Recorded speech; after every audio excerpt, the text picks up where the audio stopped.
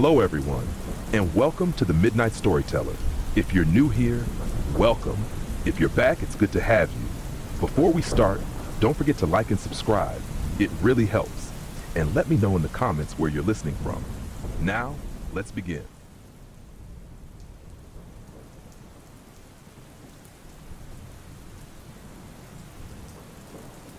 The rain had been falling for hours, a steady beat that seemed to echo in the empty streets. Clara's car wipers barely cleared the fog that had settled on her windshield, making it difficult to see even a few feet ahead. She had driven down this long stretch of highway countless times, but tonight it felt different, like the road was leading her somewhere she didn't want to go. As she glanced at the clock on her dashboard, her stomach sank. It was already past midnight, and the house she was heading to was almost another hour away. She had always hated driving at night, especially when the rain made the road slippery, but there was no turning back now. The invitation had been unexpected, and now she couldn't ignore it. A few days ago, Clara received a strange message on her phone. It was from an unknown number, a brief text that simply read, "Come to the old house at the end of Highway 21. I'm waiting." The message had been followed by a series of strange, cryptic symbols. She didn't recognize the number, and the tone of the text was unsettling. But curiosity had gotten the best of her, and she decided to go. With the rain pouring down, Clara's thoughts swirled. Who could have sent that message? A part of her considered the possibility of a prank, but another part of her, the part she couldn't ignore, told her to follow the strange invitation. The further she drove, the more isolated the surroundings became. Tall, twisted trees lined both sides of the road, their branches swaying like ominous figures in the shadows. There were no other cars on the road, no streetlights, just the flickering glow of her headlights illuminating the endless dark stretch of road ahead. Suddenly, as she rounded a sharp bend, she saw something up ahead. A large, imposing house stood in the distance, its silhouette barely visible through the mist. It was old, abandoned-looking, with windows that seemed to watch her as she approached. Her heart raced in her chest as the realization hit her. This was it, the house she had been invited to. The driveway was long and winding, flanked by overgrown bushes and neglected hedges. Clara slowed down as she approached the front of the house, parking her car near the front steps. She sat for a moment, staring at the structure. The windows on the second floor were dark, and the front door, slightly ajar, creaked in the wind. The air felt heavy, as though the house itself was breathing. A strange shiver ran down her spine. Clara grabbed her umbrella and stepped out of the car. The rain felt colder now, sharper, as though it was cutting through her clothes. She walked slowly toward the front door, each step echoing in the still night. When she reached the door, it creaked open without her having to touch it. The house felt wrong, as if it was waiting for her to enter. She took a deep breath and stepped inside. The hallway was dark, with only the faintest light coming from a single candle at the end of the hall. The smell of mildew and dust filled her nose. The walls were lined with faded photographs, their frames cracked and peeling. Clara hesitated, but then the sound of footsteps caught her attention. Someone was inside. "Hello?" she called out, her voice sounding strange in the empty house. No response. Just silence. The footsteps grew louder, closer, and Clara's heart began to race. She turned to head back to the door, but when she reached for the handle, it slammed shut on its own. The sound was deafening, and Clara spun around, panic rising in her chest. A figure appeared at the end of the hall. It was tall, draped in dark clothing, its face hidden in the shadows. Clara's breath caught in her throat as the figure took a step forward. "I've been waiting," a low voice rasped. Clara's pulse pounded in her ears. The figure moved closer, its eyes glinting in the dark. The voice was familiar, but she couldn't place it. "Who are you?" she gasped. The figure smiled, a slow, unsettling smile. "I know who you are. I've been watching you." Her legs felt weak, but she couldn't look away. There was something about the figure, something that made her heart race with a sense of dread she couldn't shake. "You shouldn't have come here," the voice whispered. "But now you'll never leave." Clara turned to run, but the house seemed to shift, the walls closing in around her. The air grew thick with the sound of footsteps behind her, growing louder, faster. When she finally reached the door, it wouldn't open. Her hands fumbled against the handle, desperation flooding her every movement. But it was too late.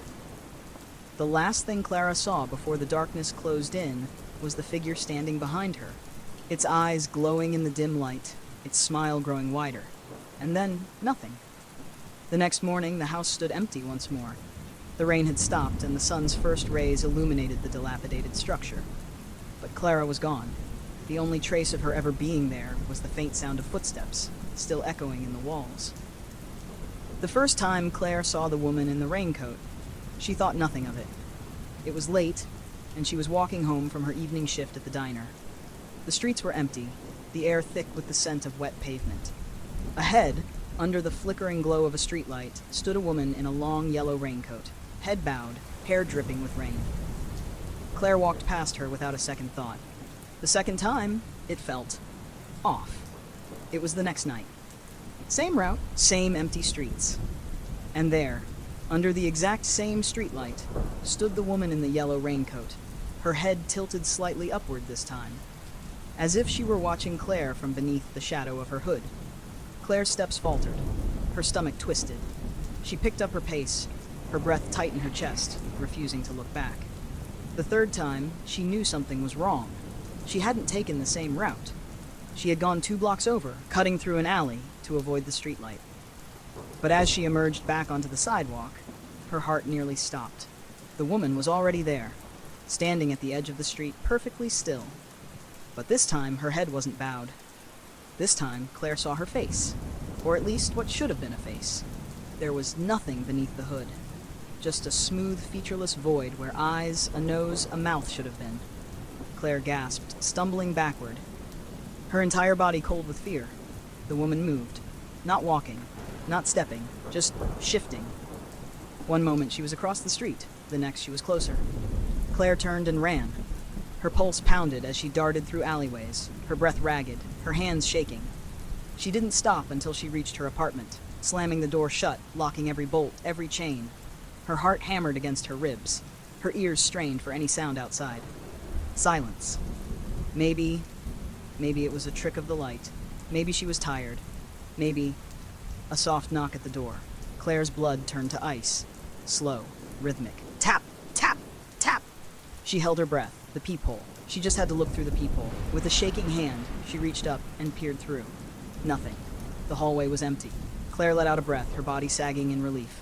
She turned away. Tap, tap. Her stomach dropped. She turned back, looked through the peephole again. This time, she saw it. The yellow raincoat. Right outside her door. But there was no face, just darkness. And then slowly, so slowly, the hood began to pull back. Claire screamed. The next morning, her apartment was found empty, the door still locked from the inside. But the raincoat? It lay neatly folded at the foot of her bed. And the security camera outside her apartment? It captured only one thing. At exactly 3:15 a.m., the hallway lights flickered, and for a split second, standing right outside her door, was a faceless figure in yellow, smiling. The first thing Olivia noticed about the apartment was the silence. Not the comforting kind. The oppressive, unnatural kind, like the walls themselves, were listening. She had just moved in, excited to start fresh in a new city. The place was cheap, a little too cheap, but she didn't ask questions. It was modern, spacious, and fully furnished. The only strange thing was the mirror. A full-length, antique mirror stood in the bedroom, its frame carved with intricate symbols that had faded with time. It was bolted to the wall, impossible to move. She didn't think much of it.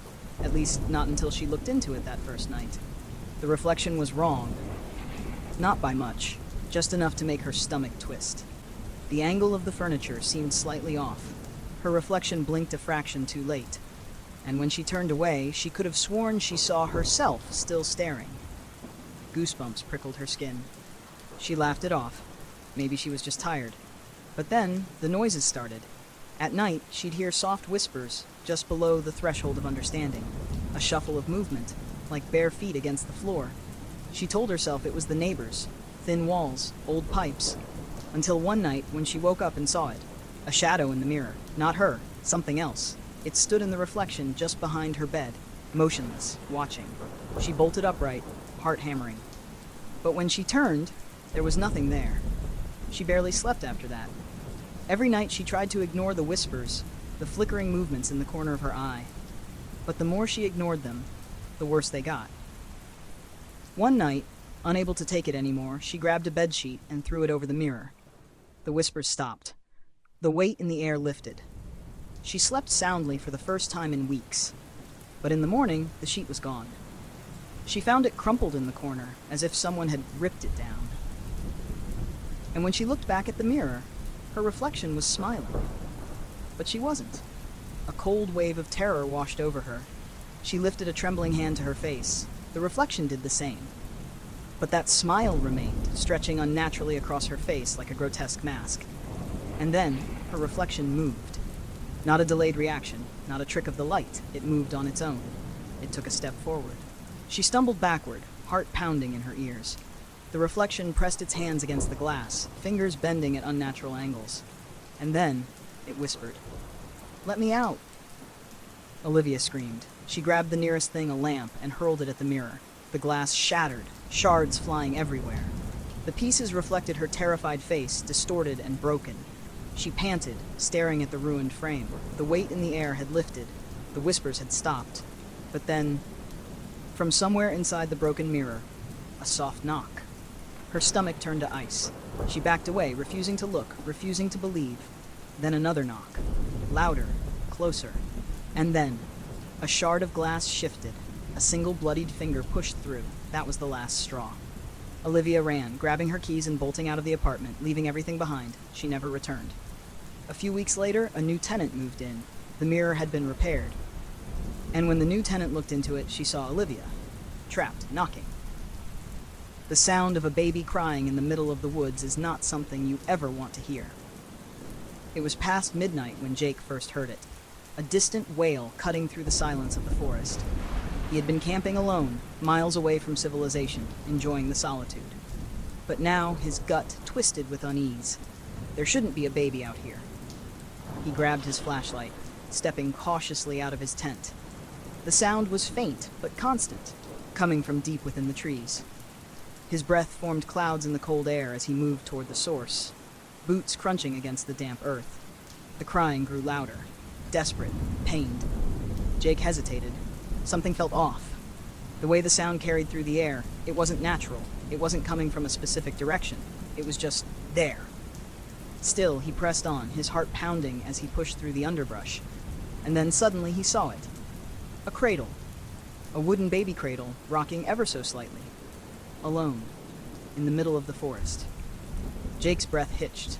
The crying was coming from inside it. Slowly, he stepped closer, raising his flashlight. The cradle was old, the wood weathered and cracked, as if it had been out here for years. A soft, white blanket lay bundled inside, shifting ever so slightly with the movement. Jake's hands trembled as he reached forward. He pulled the blanket back. There was nothing there. The crying stopped. His stomach twisted in horror. The night fell into complete silence. No wind, no insects, nothing. He could hear his own heartbeat pounding in his ears. And then, a whisper, right behind him. "Put it back." Jake spun around, the flashlight beam slicing through the darkness. No one was there. His breathing came in short, panicked bursts. His mind screamed at him to run, but his legs wouldn't move. The air around him felt heavy, pressing against his chest like unseen hands. And then, the cradle. It started rocking again. Back and forth, back and forth. Jake stepped back, shaking his head. He turned and bolted, crashing through the trees, branches clawing at his arms. He didn't care where he was running, he just needed to get away. Behind him, the crying started again. Louder. Closer. It was following him. Jake ran faster, lungs burning, until he saw the faint glow of his campfire through the trees. He burst into the clearing, nearly collapsing as he reached his tent. And then, everything went quiet. Too quiet. His campfire, which had been burning steadily when he left, was out. His tent flap was open. Something was inside. Jake swallowed hard, raising his flashlight with a shaking hand. The beam swept across the inside of his tent, illuminating his sleeping bag. Something was in it. He took a slow step forward, his pulse hammering. The blanket shifted. And then, a withered hand reached out. Jake screamed. The next morning, a group of hikers found his campsite. The tent was torn apart, his gear scattered. But there was no sign of Jake. Only the cradle remained. sitting in the center of the clearing, rocking, and from somewhere deep within the woods, faint and distant, a baby cried. She wasn't smiling, but her reflection was. For a moment she stood frozen, breath catching in her throat. Her fingers trembled as she raised her hand. The mirror copied her movement perfectly, but the smile remained. It wasn't wide or exaggerated, just a small, almost amused smirk curling at the corners of her reflection's lips. Her stomach twisted. She blinked, hard, telling herself she was imagining things. Maybe she was just tired. Maybe the dim bathroom light was playing tricks on her. But when she looked again, the smile was still there. Her heartbeat thundered in her ears. She lifted her hand again, this time slowly, watching every tiny movement. The reflection matched it, every subtle twitch, every angle, except for the expression. Her own face remained still, neutral, but the version of her in the mirror looked pleased, as if it had been waiting. A sharp knock on the bathroom door made her jump. "Hey, you okay in there?" It was her roommate. She forced a laugh, though her voice came out too tight. "Yeah, just zoned out." The smile in the mirror seemed to widen. She turned away quickly, flipping the light off as she stepped out. But as she pulled the door shut, she could swear she saw her reflection, still standing there, watching. She told herself to let it go. It was just her mind playing tricks, right? But then things started changing. The next morning, as she brushed her teeth, she avoided looking directly into the mirror. But she could feel it, like eyes pressing into her, waiting for her to meet its gaze. Then, as she turned to grab her towel, she caught a glimpse of movement, just a fraction of a second off. Like her reflection had hesitated. She whipped around, heart hammering, but everything looked normal. Almost. She stared at her own face, her own eyes. And for the first time, she noticed something else. The reflection's pupils were slightly wrong. Not quite centered, not quite hers. A cold shiver crawled up her spine. She needed to get out of that bathroom. The moment she stepped away from the mirror, relief flooded through her. But that relief vanished the second she passed the hallway mirror. She wasn't in it. The space where she should have been was empty. Her breath came in sharp gasps, panic clawing at her throat. She stumbled back, nearly tripping over herself, then turned and ran to her room, slamming the door shut. She refused to look in any mirrors after that. She covered them all, avoided reflective surfaces. But they were everywhere, windows, phone screens, puddles on the pavement. And sometimes, when she caught a glimpse out of the corner of her eye, she saw it, watching, waiting. One night, she woke up to a faint noise, a soft, almost wet tapping sound. Her stomach clenched as she turned toward the source, the covered mirror in the corner of her room. Something was knocking from the inside. The fabric shifted slightly, a bulge pressing outward, as if something was trying to push through. She couldn't breathe. Then, a whisper. "Let me out." Her scream caught in her throat as she lunged for the lamp, flooding the room with light. Silence. The knocking stopped. The shape behind the fabric was gone. But as she sat there, shaking, she knew one thing for certain. She had made a mistake. Because mirrors don't knock. And reflections don't smile on their own. It was the perfect night for a road trip. Clear skies, a soft breeze, and the kind of silence that only the open road can provide. Mia had been driving for hours, following the winding highway through sleepy towns and thick forests. She'd been feeling a little nostalgic, visiting some old friends in a distant town. But now it was time to head back. The drive home would take another couple of hours, but Mia didn't mind. She liked the solitude, the peaceful hum of the car as it sped along the road. But then something strange happened. She noticed a figure standing at the side of the road.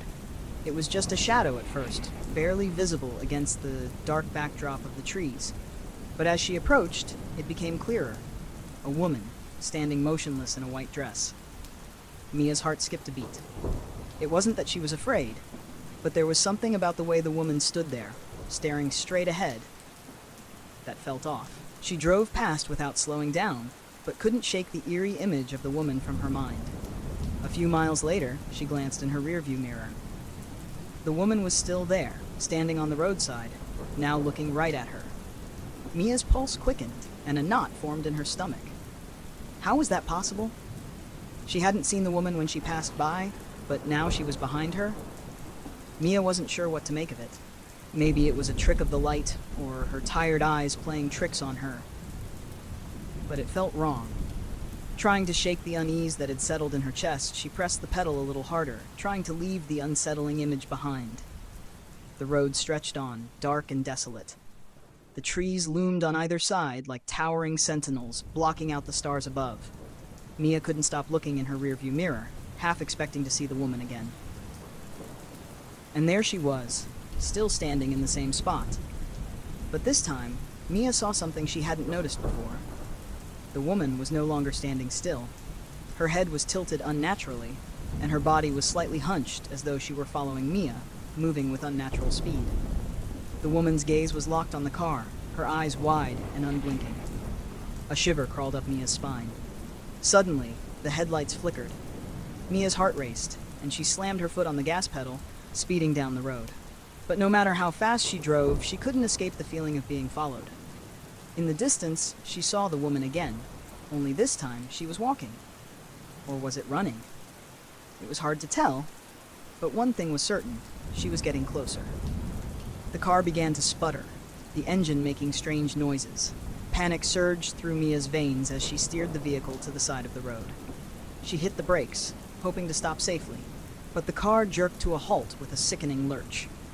The engine cut out completely. Mia sat frozen, staring out of the windshield at the dark road ahead. She had to calm down, think clearly. But as she turned the key in the ignition, the car refused to start. The air around her grew colder, the hairs on her neck standing on end.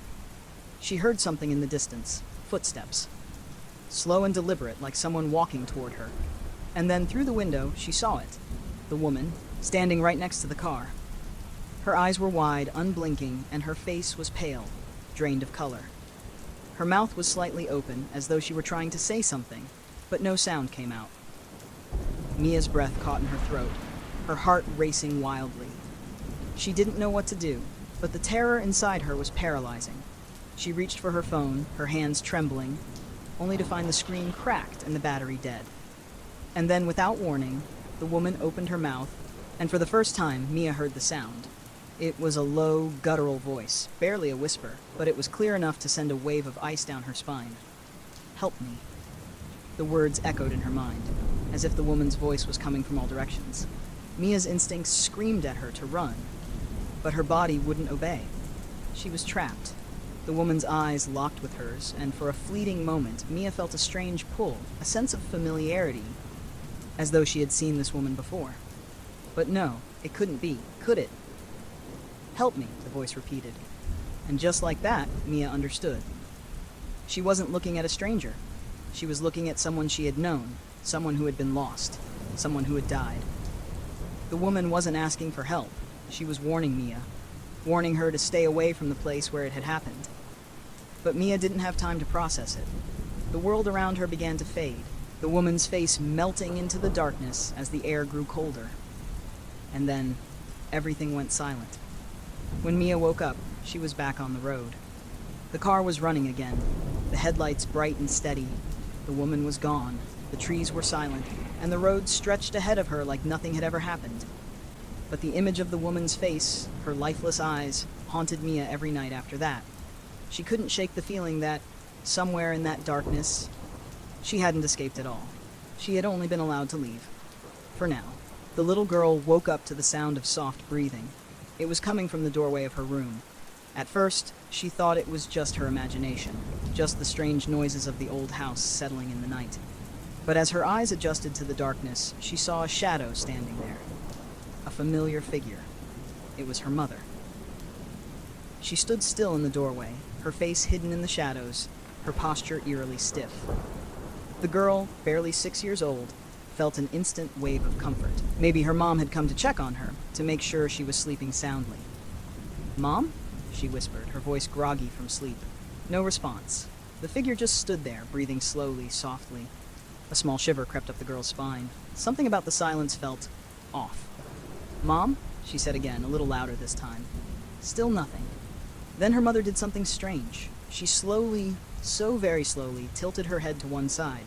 The movement was unnatural, jerky, like a puppet being controlled by invisible strings. The little girl felt her stomach twist. Something was wrong. Then, from behind her, she heard the sound of sheets rustling. She turned her head, and there, in the dim light of the moon, she saw her real mother, lying in bed, fast asleep, her breath caught in her throat. If her mother was right there, then who was standing in the doorway? Her tiny body froze. The shadow in the doorway hadn't moved, but she could still hear the breathing, deep, slow, deliberate. It almost sounded like a whisper, as if the thing was mimicking the sound of her mother's breath. The little girl squeezed her eyes shut. Maybe if she didn't move, it would go away. Maybe she was just dreaming. But then, the breathing got closer. She could hear it now, louder, inches from her bed. Her tiny hands clenched the blanket, pulling it up to her chin. And then, silence. The breathing stopped. The air in the room felt thick, heavy, suffocating. Slowly, heart-pounding, the girl peeked over the edge of her blanket. The doorway was empty. The figure was gone. For a brief moment, relief washed over her. Maybe she really had imagined it. Maybe it was just a trick of the dark, just her sleepy mind playing games. Then she heard it. A whisper. Right next to her ear. Go back to sleep. A scream lodged in her throat, but before she could make a sound, something cold brushed against her cheek. She bolted upright, her tiny hands shaking as she reached for the lamp beside her bed. The second the light flooded the room, she gasped. The doorway was still empty. The room was still. Her mother was still sound asleep, undisturbed by any of it. The only thing that had changed was her closet door. It was open. Just a crack. And inside that thin sliver of darkness, she saw something. Two pale, glassy eyes staring back at her. She wanted to scream, to cry, to run to her mother's bed, but her body refused to move. She was paralyzed in terror, staring at those unblinking eyes that glowed in the darkness. Then, slowly, excruciatingly slow, the closet door began to close. The eyes disappeared into the darkness. The click of the latch sent a shiver through her bones. She didn't sleep for the rest of the night. The next morning, she told her mother everything. But of course, she didn't believe her. It was just a nightmare, her mother said, brushing her hair back with a comforting smile. The girl didn't argue, but when her mother left the room, she hesitantly walked toward the closet. Her tiny fingers trembled as she reached for the handle. Slowly, she pulled the door open. Nothing. Just her clothes, her toys, the usual mess of a child's closet. But something felt wrong, and then she saw it. Carved into the wooden wall at the very back of the closet were 3 words, "I was here." She never slept with the closet door open again. The buzzing of the fluorescent lights overhead was the only sound in the sterile, white-walled room.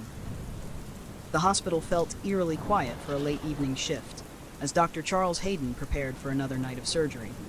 He'd done this countless times, and yet, tonight felt different. Maybe it was the dark clouds hovering outside the window, or the growing sense of unease that settled in his stomach. But something was off. He reviewed the file again. A routine surgery. A man named Mark Simmons, mid-30s, no history of complications, coming in for a relatively simple procedure.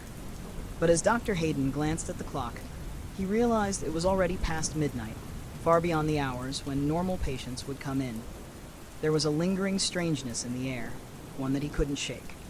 Mark arrived shortly after, wheeled into the operating room on a gurney by a nurse. He was unconscious, breathing steadily, with no signs of distress. Everything seemed normal. Dr. Hayden spoke to the anesthesiologist, giving the go-ahead for the procedure. He watched as the sedative took effect, the patient's body growing slack with each passing moment. The room filled with the mechanical whir of equipment, and Hayden made his first incision. As he worked, however, something felt strange. The usual rhythm of the surgery was interrupted by a gnawing feeling deep in his gut. Every time he moved, every time the scalpel slid through tissue, his eyes kept drifting back to Mark's face.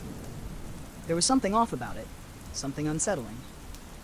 He paused, wiping his brow, and looked closer at the monitor. The patient's vital signs were still normal, but there was a slight fluctuation that hadn't been there earlier. Strange, too strange. His heartbeat seems a little erratic, Dr. Hayden muttered under his breath, but the machine didn't indicate any real danger. The rhythm was steady, almost too steady. Minutes passed, and just as Hayden thought everything was back on track, he heard a soft sound from the table. A faint breathing, almost imperceptible, but still there. It couldn't be. The sedative should have kept Mark unconscious, deeply so. He glanced up at the nurse, who seemed unfazed. They'd been in and out of surgeries countless times together, and he had never seen her look so distracted. Her eyes were fixed on the corner of the room, and she seemed to be holding her breath, as though waiting for something. But there was nothing to wait for. This was a routine surgery. As he pressed on, the breathing sound grew louder, more pronounced, almost as though it was coming from Mark's mouth, but not quite. Dr. Hayden's hand faltered. His nerves were playing tricks on him, he told himself. Yet something tugged at him. Something was terribly wrong. It wasn't the kind of noise a sedated patient should make. He took another breath, focused on the incision, trying to push the creeping feeling of dread away. That was when he noticed it. Mark's eyes. They were half open, but it wasn't the soft fluttering of someone in deep sedation. No, these eyes were moving, darting underneath the lids, trying to open. A chill ran down Dr. Hayden's spine. "Something's wrong," he muttered under his breath, stepping back. He called out to the nurse. "Can you check on the monitors? Something doesn't feel right." The nurse didn't respond, still frozen in place, her eyes glued to the same corner of the room. Dr. Hayden turned to look, but saw nothing there. No shadow, no movement, just the flickering lights above. His pulse quickened. The room suddenly felt too small. The walls seemed to close in as the air grew thick and stifling. He turned back to Mark, but the patient's eyes had shifted, no longer trapped under the lids, but wide open, staring directly at him. A rush of panic surged through his chest. "Mark?" Dr. Hayden whispered, stepping closer. But the patient's eyes didn't blink. They didn't shift. They just stared. Then the strangest thing happened. Mark's lips parted slightly, and out came a single low word, a whisper that chilled Dr. Hayden to his core. "Help!" It was the faintest of sounds, barely audible, but unmistakable. There was something wrong with the way the word hung in the air, something that made it feel far more sinister than any of the words he'd heard from patients waking up after surgery. Something wasn't right. Mark was supposed to be unconscious. The patient's body stiffened as though jerking from an unseen force, and Dr. Hayden's stomach churned in disbelief. It was as if Mark was fighting against something, some invisible force trying to hold him down. The room seemed to pulse with tension. Every breath felt harder to take. "Get him off the table," Dr. Hayden shouted, panicking. But the nurse remained still staring at the same corner of the room. She didn't respond. His hands shook as he looked back down at Mark. The man's eyes were wide open now, fully conscious, yet his body remained limp and unresponsive. It was impossible. Mark couldn't be awake. He couldn't be aware. Sedatives like that were too strong, too potent to wear off so quickly. And yet, here he was, staring up at him with an expression of sheer terror. Suddenly, the room lights flickered, plunging the operating room into near darkness. The hum of the machines ceased, and in the silence, Mark's lips parted once more. "Help me," he whispered again, but this time his voice was deeper, darker, distorted. Dr. Hayden staggered back, almost tripping over his own feet. The last thing Dr. Hayden remembered was his own scream, drowning in the unbearable sound of Mark's voice, one that didn't belong to a living person. The lights flickered once again, and then everything went black. When the authorities arrived later, they found Dr. Hayden unconscious on the floor of the operating room. Mark Simmons' body had vanished, leaving behind only an empty, blood-stained table. There were no records of his surgery, and no sign of a man named Mark Simmons anywhere in the hospital system. As though he had never existed at all. But Dr. Hayden knew better. He would never forget the haunting whispers or the terror in Mark's eyes. The eyes of someone who had died long before the surgery even began. The old amusement park had always intrigued Michael. He had heard the stories about it, how it had been abandoned decades ago, how no one ever dared to go near it. He was always curious about the past, about what things were like before the world moved on. So, one late evening, when he found himself driving through the rural outskirts, he couldn't resist the pull of the empty park, nestled between the overgrown trees, the rusted gates barely hanging on their hinges. With a sense of nervous excitement, Michael parked his car just outside the entrance. The sky had already darkened, and the wind picked up, rustling through the dying leaves. The air was thick with the scent of decay, like the park itself was holding its breath. He could hear the faint creaking of metal, the sound of a forgotten carousel turning in the wind. The hairs on the back of his neck stood up, but he shook off the feeling. This was just a place frozen in time. There was nothing to fear. As he stepped past the broken gates and into the park, a sense of unease settled in. The once bright colors of the rides had faded to dull shades, the murals on the walls peeling away.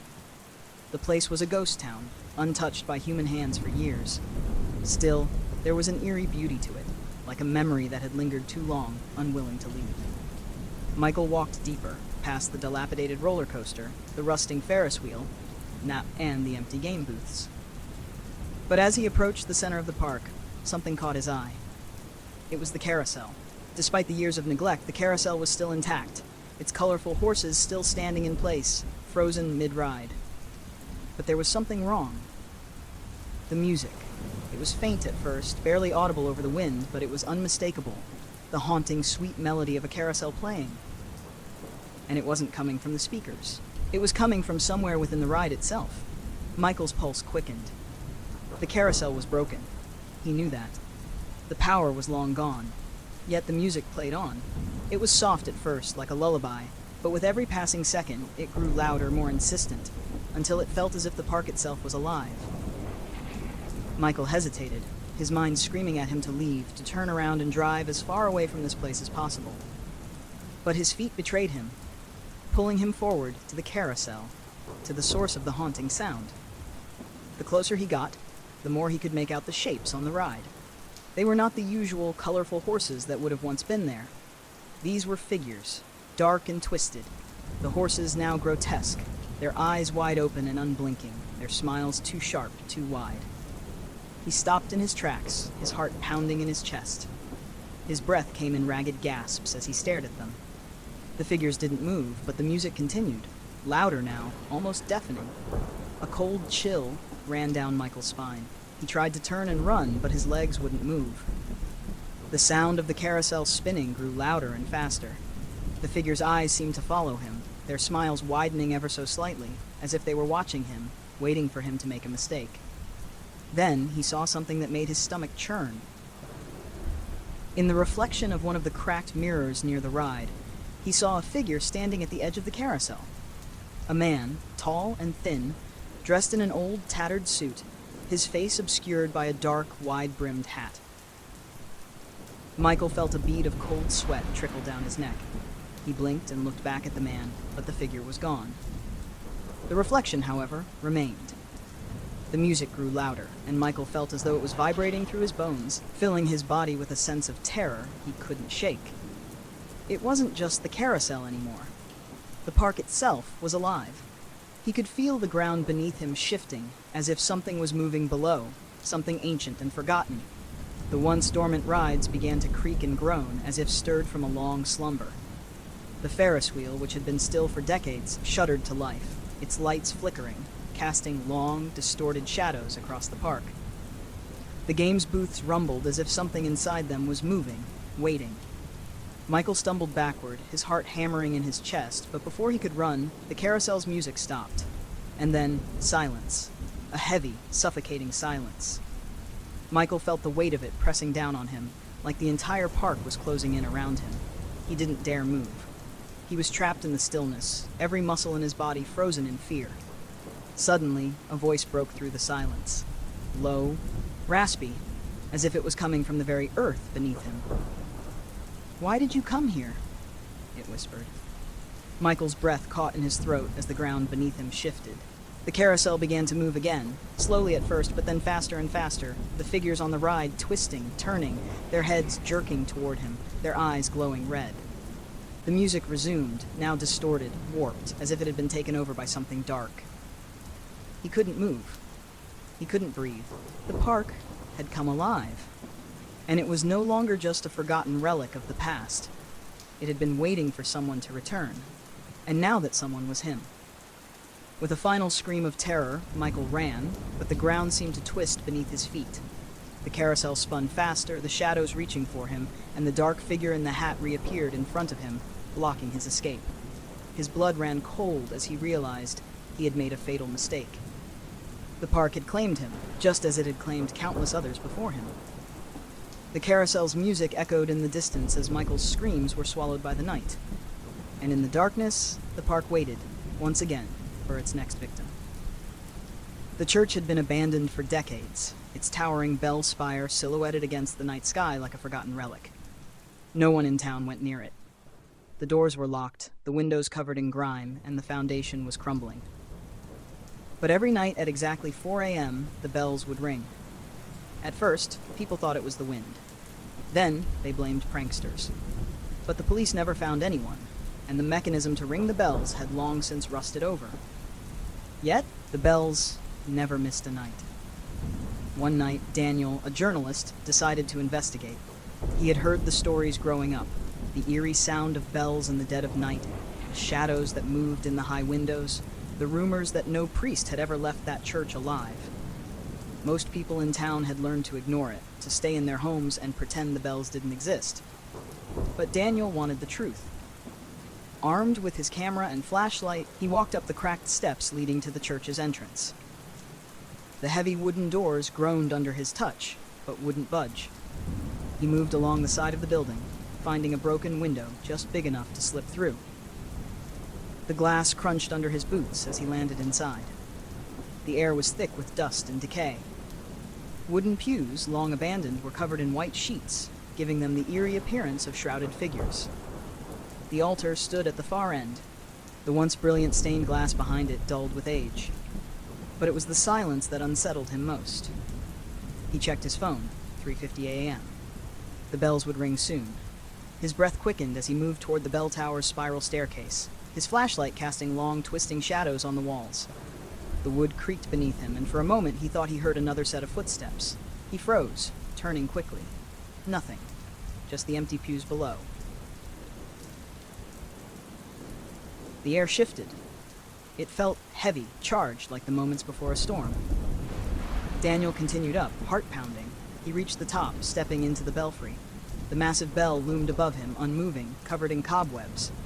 The ropes that once controlled it were cut, frayed edges swaying slightly in the breeze that filtered through the broken tower window. And yet, dong! The sound nearly knocked him off his feet. His ears rang as the bell swung, though no one had touched it. Dong! The force of it rattled the walls, dust and debris raining from the ceiling. Daniel stumbled back, pressing himself against the stone railing. The final toll echoed through the empty town below. And then, silence. Daniel's hands trembled as he lifted his camera, snapping a photo of the swinging bell. But when he looked at the preview screen, his blood ran cold. There was something standing behind him. A figure draped in tattered robes, its face hidden in shadow, its long fingers stretching toward him. He spun around. Nothing, just the empty tower. His breath came in shallow gasps. He had to get out. Now. As he turned to descend the stairs, something stopped him. The dust on the floor, untouched for decades, had footprints. Not just one set, dozens. And they all led to the edge of the tower. His head swam. It didn't make sense. The town had been abandoned. No one had entered this church in years. But someone, or something, had been here. The bells rang again. This time, Daniel ran. By the time he reached the broken window, he didn't stop. He jumped through, hitting the ground outside with a hard thud. Pain shot up his arm, but he didn't care. He scrambled to his feet, sprinting down the road, away from the cursed building. The bells had never rung twice before. The next morning, Daniel checked his footage. The video was mostly static, the sound distorted beyond recognition. But there was one clear moment, just a second of clarity before the footage cut out. A voice, barely a whisper, beneath the final toll of the bell. You shouldn't have come. It wasn't until she walked into the old house that Emma felt the weight of the world pressing down on her chest. The air was thick with something that couldn't quite be explained, a palpable presence that sent shivers down her spine. She had heard the stories, of course.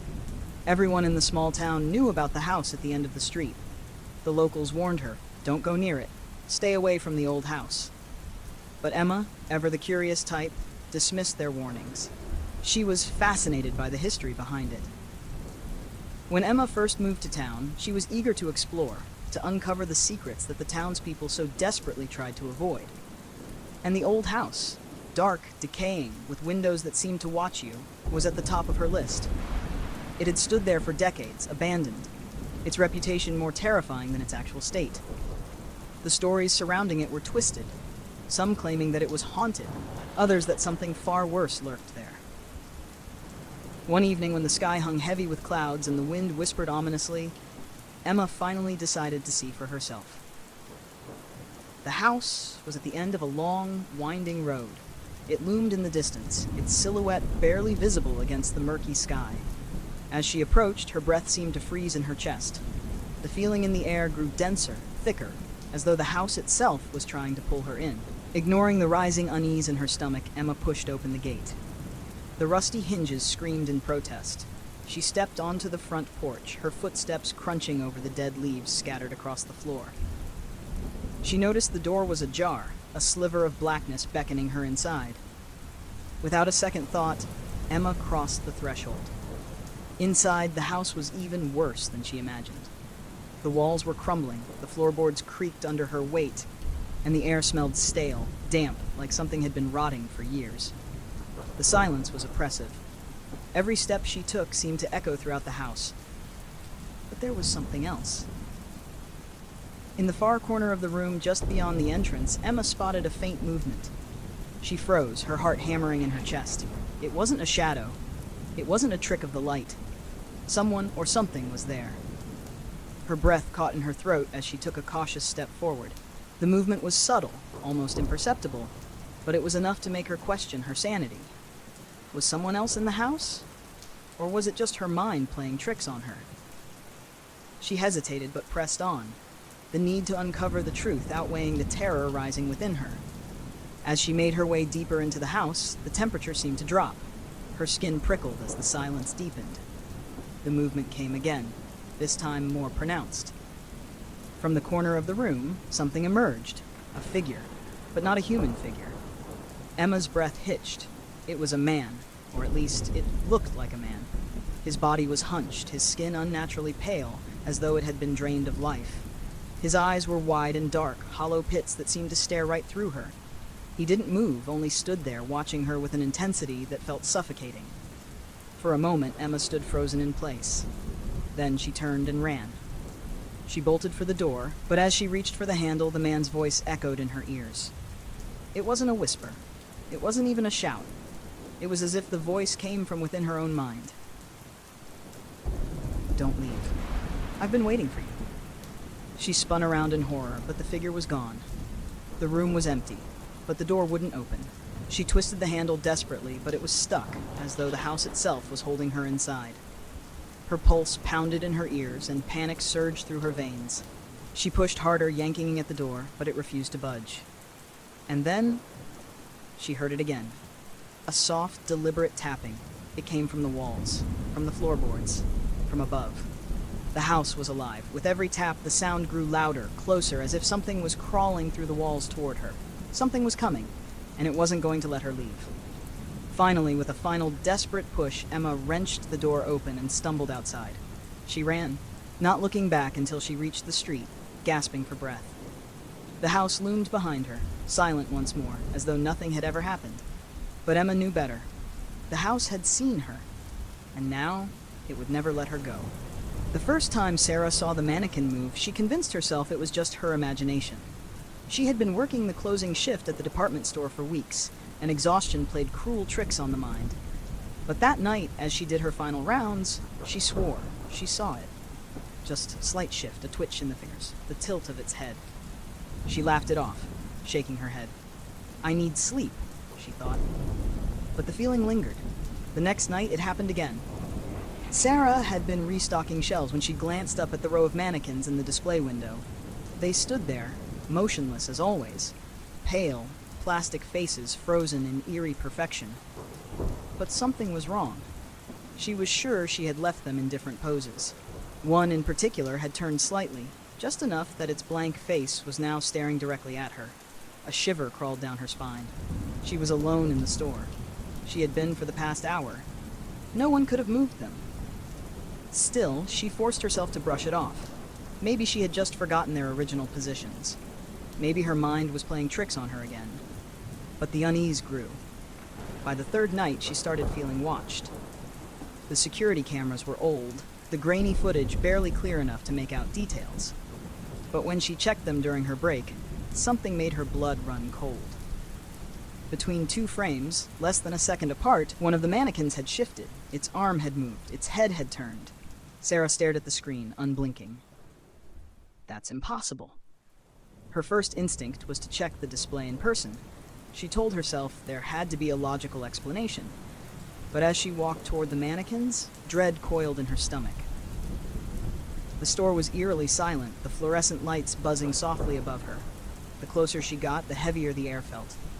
She stopped in front of the display. They were standing there, lifeless. But then, one of them wasn't where it had been before. She backed away, heart hammering. She wasn't going crazy. Something was wrong. She decided to test it. That night, before she locked up, she placed a mannequin in a very specific pose. She positioned its arms, tilted its head to one side, and took a picture on her phone for proof. Then she left. When she returned the next evening, the store was exactly as she had left it. Except for one thing. The mannequin. It had moved. It was no longer in the pose she had placed it in. Now, its head was completely straight, facing forward, staring directly at her. A cold dread settled in her bones. Sarah wanted to leave, to quit on the spot. But she needed this job. She decided to keep her distance. As long as she didn't touch them, as long as she ignored stop. It didn't. The mannequins kept shifting, slowly, subtly, sometimes just an inch, sometimes more. She would turn her back for a second, and when she looked again, something was different. And then, one night, it went too far. She was alone, as always, closing up for the night. She had been avoiding looking at the mannequins altogether. But when she walked past the display window, something made her glance up. And that's when she saw it. One of the mannequins wasn't standing anymore. It was crawling. On its hands and knees, its stiff plastic fingers digging into the floor, its head twisted at an unnatural angle. Sarah let out a strangled scream, stumbling back. Her hands shook as she scrambled for her phone, trying to call someone, anyone. But before she could press a single button, the store lights flickered, and in that brief moment of darkness, she heard it. A sharp plastic click, like a limb snapping into place. When the lights came back on, the mannequin was standing again, right against the glass.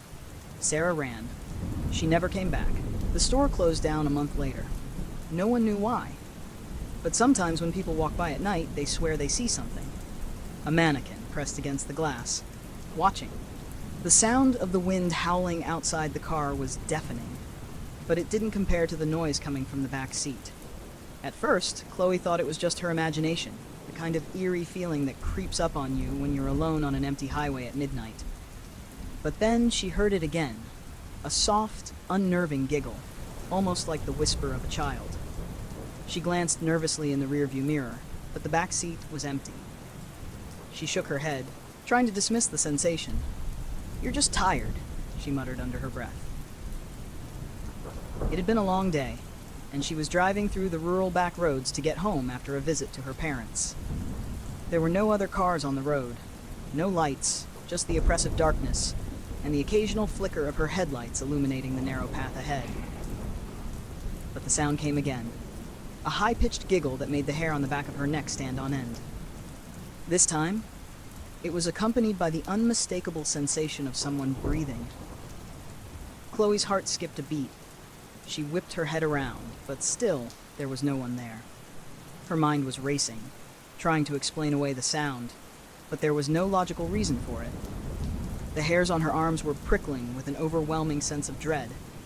Chloe's foot pressed down on the gas pedal, the engine roaring to life as she sped up, hoping to escape whatever was haunting her. But no matter how fast she went, the sensation only grew stronger, as if whatever was in the back seat was keeping pace with her. The giggling had stopped, but now there was something far worse, a whispering, low and menacing. It sounded like it was right behind her ear, though the seat was still empty. "Turn around," the voice breathed, so faint, so chilling that it sent a jolt of terror straight to her core. "Turn around, Chloe." Her hands gripped the steering wheel so tight, her knuckles went white. She knew she should pull over, should call someone, but every fiber of her being screamed to just keep going. The voice was almost a whisper now, but its urgency was unmistakable. "Turn around," it repeated, this time louder, more insistent, as if the words were being etched into her brain. Chloe could feel the panic rising in her chest. Was she losing her mind? Or was someone really in the back seat, playing a twisted game with her? Her eyes flicked to the rearview mirror again, this time scanning the dark interior of the car more thoroughly. That's when she saw it. A pale face, just barely visible in the corner of the reflection. It was a child's face, staring at her with wide, hollow eyes, its lips twisted into a grotesque grin. Chloe gasped and slammed her foot on the brake. The car screeched to a halt, throwing her body forward against the seatbelt. She quickly looked behind her, but the back seat was completely empty. Her pulse was hammering in her chest as she fumbled for her phone. Her hands were shaking so violently that it took her several tries to unlock it. She needed to call someone. Anyone. But when she pulled up her contacts, something stopped her. Her heart froze. There was a new message in her inbox, a single line of text that made her blood run cold. "Turn around, Chloe." Her breath caught in her throat as she looked up. There, standing at the edge of the road, was a figure. A child. The same child from the back seat, only now it was standing in front of her car, eyes wide, staring at her with that same eerie grin. Panic surged through her as Chloe floored the gas pedal again, the tires screeching as she swerved around the figure. She didn't dare look back. The car rattled down the dark road, and Chloe's mind raced with confusion and fear. Was it a prank? Was someone messing with her? But she had no time to think about that. All she could focus on was the overwhelming need to get home. As the miles passed, the night seemed to grow darker, the road longer. But then, through the corner of her eye, Chloe saw something impossible. A flicker of movement. The child from earlier. Standing by the side of the road, staring at her again, as if waiting. She sped up again, but the further she drove, the more she saw them. Figures, standing along the roadside, watching her, their faces pale and blank, their eyes glowing faintly in the darkness. The giggling returned, louder now, echoing through the car. And then she heard it, clearer than before. The voice. "Don't run, Chloe. We're already here." She slammed the brakes again, heart racing, only to find herself in the same spot she had been before. The road, the figures, the child with the unnerving grin. Chloe's breath hitched as she realized she was trapped. The road was endless, looping back on itself. The last thing she saw before everything went black were the glowing eyes of the child, slowly inching toward the car, that cold, malicious smile spreading wider with every passing second. The storm outside howled against the windows as Mark sat alone in his apartment, the dim glow of his laptop screen the only source of light. It had been a long day, and he was about to turn in for the night when his phone vibrated on the table. A single text message lit up the screen. "Look outside." His heart skipped a beat. The message had no sender. His fingers hovered over the keyboard as he hesitated to reply. A prank, maybe? Someone messing with him? He slowly turned his head toward the window, his pulse quickening. The street below was empty. Rain slicked the pavement, reflecting the flickering streetlights. No one was there, just the wind pushing against the trees, their shadows swaying unnaturally. Then his phone vibrated again. "I see you." Mark felt a cold chill creep up his spine. His eyes darted around the room, scanning the dark corners. Was someone watching him? His apartment was on the 3rd floor. How could anyone be outside his window? He forced out a shaky breath and typed back, "Who is this?" No response. Only silence. He grabbed his phone and stood up, cautiously approaching the window. He pressed his face to the cold glass, scanning the street once more. The empty road stretched into the distance. No cars, no people, nothing. Then his screen lit up again. "You're looking the wrong way." Mark spun around so fast he nearly fell backward. His breath caught in his throat as his eyes darted across the room. The closet door was slightly open. He hadn't left it that way. He was sure of it. His fingers tightened around his phone as he slowly approached the closet, the wooden floor creaking beneath his weight. His own breathing sounded too loud in the quiet apartment. He reached out, hand trembling, and yanked the door open. Nothing. Just his clothes hanging limply on their racks. The darkness inside felt heavier than it should. He exhaled shakily, letting out a nervous chuckle. Just then another message came through. Too slow. Mark's blood turned to ice. A sharp creak echoed behind him, the sound of a footstep. He turned just in time to see movement in the reflection of his bedroom mirror. A figure, tall, gaunt. Its face was wrong, distorted, stretched too wide in a grotesque grin. Its hollow eyes locked onto his, and before Mark could even scream, the figure lunged. Darkness swallowed him whole. The next morning, Mark's apartment was quiet. The storm had passed. Sunlight streamed through the windows, casting long shadows across the floor. His phone lay abandoned on the table, the screen cracked. A single message remained open. "Found you." But Mark was gone. His apartment was empty, as if he had never been there at all. The old house on the corner of Maple Street had always been there, standing like a forgotten relic, its paint peeling, windows clouded with dust. No one ever moved in. No one ever moved out. It just existed. One night, Olivia walked past it on her way home. The wind carried a faint whisper through the trees, something almost like her name. She paused, glancing toward the house. The porch light was on, but the house had been abandoned for years. Her phone buzzed in her pocket. A message from an unknown number. "Come inside." Her breath hitched. She turned sharply, scanning the street. Empty. A chill ran down her spine, but she told herself it was nothing, just a prank, a coincidence. She picked up her pace, determined to ignore the unease creeping up her back. Then the second message came. "Don't run." She did. Her heart pounded as she sprinted down the sidewalk, her footsteps echoing against the quiet night. The streetlights flickered. The wind howled. When she reached her apartment, she fumbled with her keys, shoved open the door, and slammed it behind her. Safe. She let out a shaky breath, pressing her forehead against the cool wood. Her phone buzzed again. "You're home." "Good." Her stomach dropped. Slowly she turned. The apartment was dark, exactly as she had left it. Nothing was out of place. But something felt wrong. She locked the door, double-checking it before backing away, her eyes darting to the windows. Then she saw it. A figure. Standing just outside her window. She froze. Her breath caught in her throat. The figure didn't move. It just stood there, staring at her. She took a step back. Her phone slipped from her fingers, hitting the floor with a dull thud. The figure moved. Not forward, not to the side. It glitched. 1 second, it was outside. The next, it was inside. Olivia stumbled backward, a scream rising in her throat. The figure stood just a few feet away now, its face shrouded in shadow. Her phone vibrated once more. With shaking hands, she picked it up. Too late. The lights flickered, the shadows twisted, and then darkness. The next morning, Olivia's apartment door stood ajar.